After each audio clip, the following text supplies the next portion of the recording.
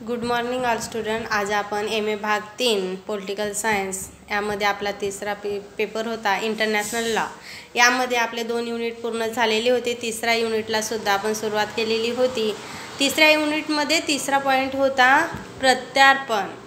या विषयी आज आपण घेऊया, परंतु काही भाग युद्ध अपराध यामध्ये राहिलेला होता, तो सुद्धा सर्वात प्रथम घेऊया.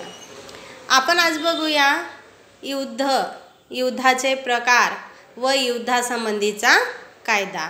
युद्धासंबंधीचा कायदा यामध्ये सर्वात प्रथम युद्धाचे प्रकार यामध्ये एकूण 7 सांगितलेले होते.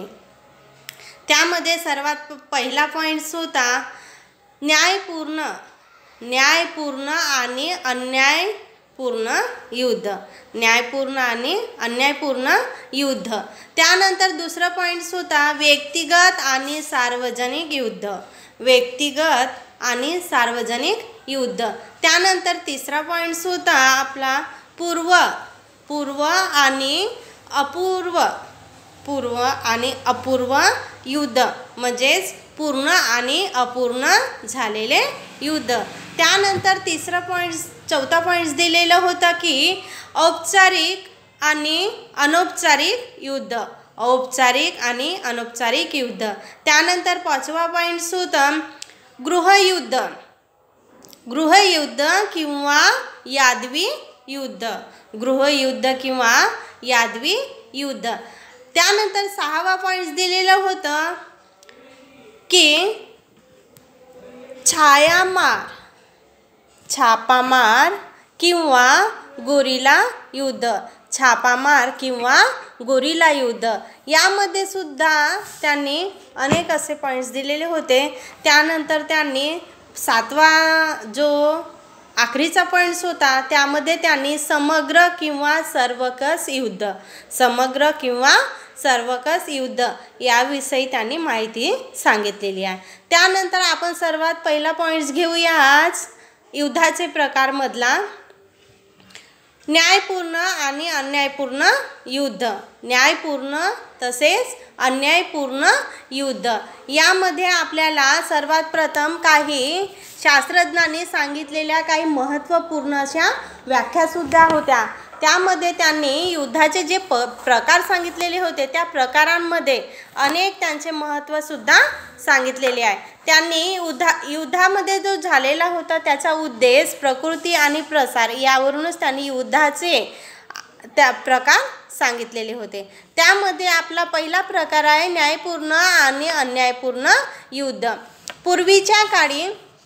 पूर्वीच्या काळी जे युद्ध केले जात होते त्यामध्ये सुद्धा आपल्याला न्यायपूर्ण अन्यायपूर्ण असे युद्धाचे प्रकार दिसत होते.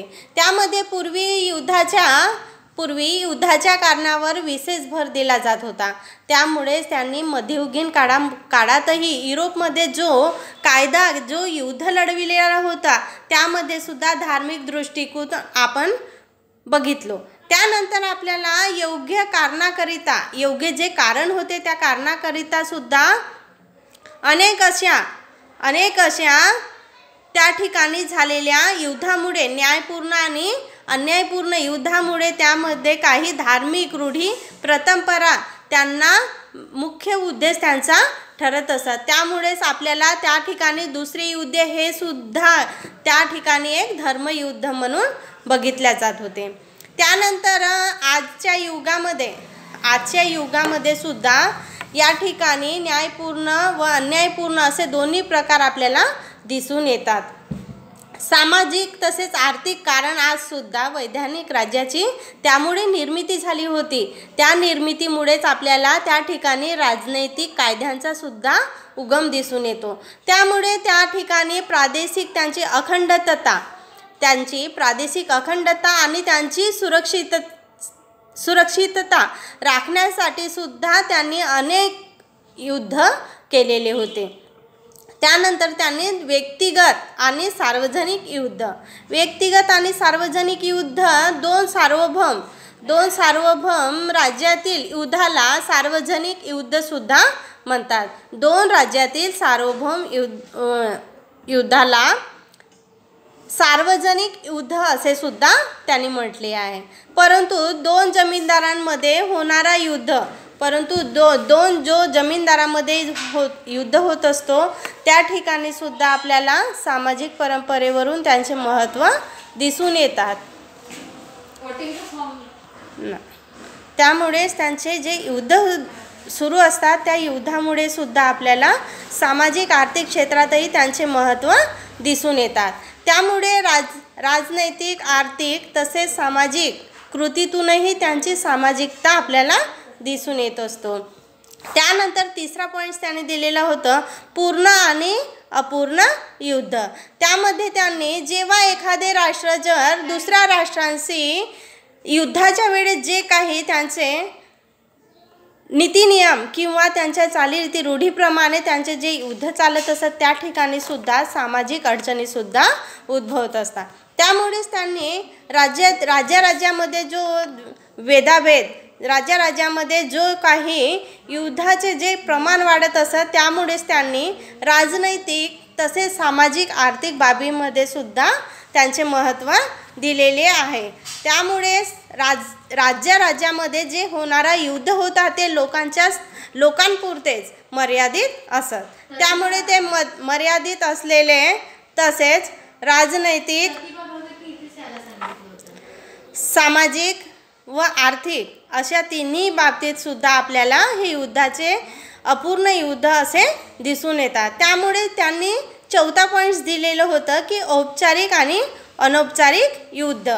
औपचारिक आणि अनौपचारिक युद्धामध्ये सुद्धा जेव्हा युद्ध सुरू असतो तो युद्ध होत असताना सुद्धा तिथे अनेक नियमानुसार त्यांना त्यांच्या युद्धाची घोषणा करावी लागते. त्या युद्धाच्या घोषणेनुसारच त्यांनी अनेक अशा औपचारिक युद्धांचा सुद्धा उपयोग करत असतात. त्यामुळे त्यांना जे युद्ध सुरू होण्यासाठी जो काही कालावधी, जो काही त्यांचा नियम असायचा त्या युद्धाची घोषणा करताना सुद्धा त्यांनी त्यालाच औपचारिक युद्धाचा सुद्धा नाव दिलेला होता. त्यांनी उदाहरणसुद्धा दिला होते की बांगलादेशामध्ये जो युद्ध झालेला होता त्या युद्धामध्ये भाग घेण्यासाठी अनेक घोषणा त्यांनी कायदेशीर पद्धतीने केल्या होत्या. त्या कायदेशीरपणे केलेल्या जो कायदा होता त्यामध्ये सुद्धा त्यांची घोषणा भारताने जेव्हा डिसेंबर 1971 मध्ये जो कायदा व जे घोषणा केली होती त्यामध्ये ज्या युद्धाची रीतसर घोषणा केली जात नाही, त्यांचे नियम पालन होत नाही अशांना आपण एक अनौपचारिक युद्धसुद्धा समजला जातो. त्यामुळे त्यांनी सुद्धा उदाहरण दिलेले होते की शासनाने जो चीनशी 1933 साली जो युद्ध करताना कोणती घोषणा तसेच कोणताही न्याय केला होता त्यामुळेच ते सुद्धा युद्ध आपल्याला एक अनौपचारिक युद्ध म्हणून दिसून येतात. कारण की अनौपचारिक युद्धामुळेच त्यांच्या सामाजिक व राजनैतिक बाबतीत सुद्धा मोठ्या प्रमाणात आपल्याला बदल घडून आलेला दिसतो. त्यामुळे त्यांनी नंतर म्हटले आहे की गृहयुद्ध किंवा यादवी युद्ध यामध्ये जेव्हा राज्यातील विविध अशा पक्षांना, राज्यामध्ये जे विविध पक्ष असायचे त्या पक्षांच्या प्राप्तीसाठी सुद्धा आपल्याला यामध्ये त्यांचा सशस्त्र संघर्ष सुद्धा करताना त्यांनी दिसून येतात. त्यामुळेच त्या युद्धाला सुद्धा आपण गृहयुद्ध असे म्हटलं जातो. तसेच त्या ठिकाणी वर्तमान सरकार विरुद्ध सुद्धा ज्या वर्तमान सरकार असायचे त्या सरकार विरुद्ध सुद्धा मोठ्या प्रमाणात त्यांनी अनेक ठिकाणी असा संघर्ष केला जात होतो. त्यांना ऑपेनहाइमर या शास्त्रज्ञांनी सुद्धा त्यांना गृहयुद्ध अशा नावाने संबोधले होते. त्यांनी एक उदाहरण पण दिलं होतं की पूर्व पाकिस्तानमध्ये सरकार विरुद्ध पश्चिम पाकिस्तानमधील लोकांनी 1971 मध्ये त्या ठिकाणी केलेला संघर्ष त्याला सुद्धा आपण गृहयुद्ध असे म्हटले जाते, असे सुद्धा ऑपेनहाइमर या शास्त्रज्ञांनी सांगितले आहे. त्यामुळे त्या ठिकाणी 6वा पॉईंट दिलेला होते की छापामार आणि गोरिला युद्ध, छापामार किंवा गोरिला युद्ध. ओपेनहाइमर या शास्त्रज्ञांनी म्हटले आहे की शत्रूच्या अधिकृत प्रदेशामध्ये जो सशक्त शक्तीद्वारे त्या ठिकाणी लढल्या जाणारे जे युद्ध होते, त्या ठिकाणी अशा युद्धामध्ये अनेक अशा सैनिक अधिकृतरित्या त्यामध्ये लढाया होत असतात. त्या लढायामध्ये सुद्धा आपल्याला अशा अनेक शत्रुतावादित्व किंवा त्या ठिकाणी असणारे नेतृत्ववान अशा ज्यांच्यामध्ये ताकद असायची, त्या ठिकाणी सुद्धा ते नेतेवान त्या ठिकाणी आपल्या रूपाने ती ताकद दाखवत असत. आणि त्यामुळेच त्या अनेक अशा राजनैतिक आक्रमणामुळे सुद्धा आपल्याला या ठिकाणी त्यांची गुप्त रूपाने तसेच युद्धाच्या रूपाने आपल्याला माहिती होत असतात. त्यानंतर त्यांनी उदाहरण दिले होते की पंजाबमध्ये आतंकवादी जे युद्ध करीत होते, त्यांनी सुद्धा छापामार किंवा गोरिला युद्ध अशा प्रकारचे असायचे. त्यानंतर आपल्याला 7वा पॉईंट दिलेला होता की समग्र किंवा सर्वकष युद्ध. यामध्ये प्राचीन काळामध्ये युद्धे राज्यांच्या लष्करातच होत असायचे आणि त्यामुळेच त्या युद्धाचा परिणाम सुद्धा सामान्य जनतेवर मोठ्या प्रमाणावर होत असायचा. त्यामुळे त्या ठिकाणी अलीकडे अशी लढाई 2 देशातील सैनिकांमध्ये व जनतेमध्येच होत असायची. त्यामुळे सामाजिक सुधारणा सुद्धा यामध्ये होत नसायच्या. आपण बघतो की नीतिमत्ता होती, जे विवेक होते त्या ठिकाणचे आणि ज्या नियमांची तिथे पर्वा केली जात नव्हती, त्या युद्धाचे ध्येय सुद्धा शत्रूला पराभूत करण्याच्या मागे मोठे यश प्राप्त करत असत. त्यामुळे त्या ठिकाणी पूर्ण किंवा सर्वकष युद्ध सुद्धा आपण म्हणत होतो. त्यामुळेच युद्धाचे जे ध्येय होते शत्रूला पराभूत करणे, युद्धाला पराभूत करणे, हे सुद्धा त्या ठिकाणी सर्वकष युद्ध असे होत असे. त्यामुळेच आपल्याला त्या ठिकाणी मूल्यमापन हा सुद्धा एक मुख्य उद्देश सांगितलेला होता की त्या ठिकाणी जर युद्धाच्या ठिकाणी यावरून आपणास असे सांगता येते की आजचे जे युद्ध सुरू होते ते जागतिक व सर्वनाशक युद्ध ठरणार आहे. त्यामुळे त्यात सर्वांचाच विनाश होईल आणि त्यामुळेच आपल्याला त्या भीतीमुळे ज्या युद्धाचा बहुतांश त्या राष्ट्राचा त्या ठिकाणी विरोध असायचा आणि त्याच दृष्टीने आपण युनो म्हणजे संयुक्त राष्ट्र या ठिकाणी त्यांच्या संघटना ह्या सुद्धा प्रयत्नशील असायच्या आणि त्यामुळेच आपल्याला त्यांची महत्त्वाकांक्षा अधिक प्रमाणात वाढत असायची.